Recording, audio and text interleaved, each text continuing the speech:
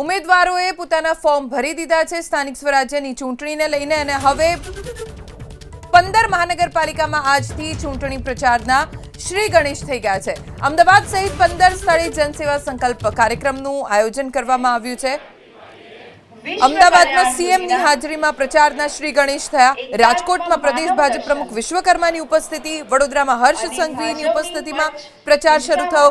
ભાજપના ઉમેદવારો એક સાથે જનસેવાનો લેશે સંકલ્પ। વધુ જાણકારી અમારા સંવાદદાતા કલ્પેશ રાવલ પાસેથી પ્રાપ્ત કરીશું। કલ્પેશ, મુખ્યમંત્રીની ઉપસ્થિતિમાં અમદાવાદમાં ઉમેદવારો પ્રચારના શ્રી ગણેશ કરી રહ્યા છે, સંકલ્પ તેઓ લઈ રહ્યા છે, શું વિગતો?